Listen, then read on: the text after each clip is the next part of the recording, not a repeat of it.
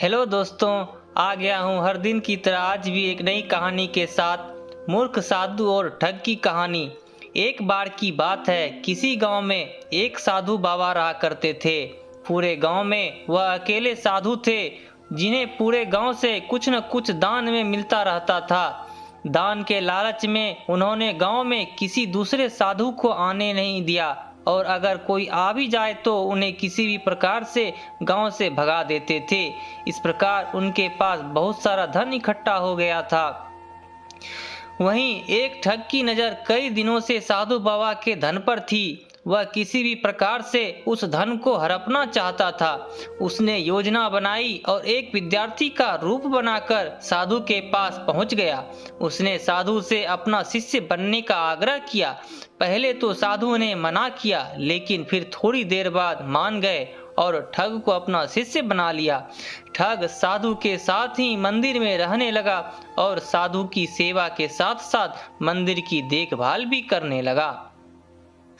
ठग की सेवा ने साधु को खुश कर दिया, लेकिन फिर भी वह ठग पर पूरी तरह विश्वास नहीं कर पाया। एक दिन साधु को किसी गांव से निमंत्रण आया और वह शिष्य के साथ जाने के लिए तैयार हो गया। साधु ने अपने धन को भी अपनी पोटली में बांध लिया। रास्ते में उन्हें एक नदी मिली। साधु ने सोचा कि क्यों न गांव में प्रवेश करने के पहले नदी में स्नान कर लिया जाए। साधु ने अपने धन को एक कम्बल में छुपाकर रख दिया और ठग से उसकी देखभाल करने के लिए बोलकर नदी की ओर चले गए। ठग की खुशी का ठिकाना नहीं रहा। उसे जिस मौके की तलाश थी वो मिल गया। जैसे ही साधु ने नदी में डुबकी लगाई, ठग सारा सामान लेकर भाग खड़ा हुआ। जैसे ही साधु वापस आया, उसे न तो शिष्य मिला और न ही अपना सामान। साधु ने ये सब देखकर अपना सिर पकड़ लिया।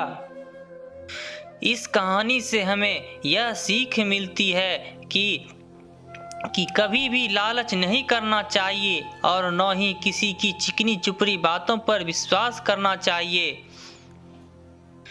इस प्रकार की प्रेरणादायक कहानी सुनने के लिए आप मेरे चैनल को सब्सक्राइब करें। कहानी अच्छी लगी हो तो लाइक करना ना भूलें। अपने दोस्तों के बीच शेयर जरूर करें।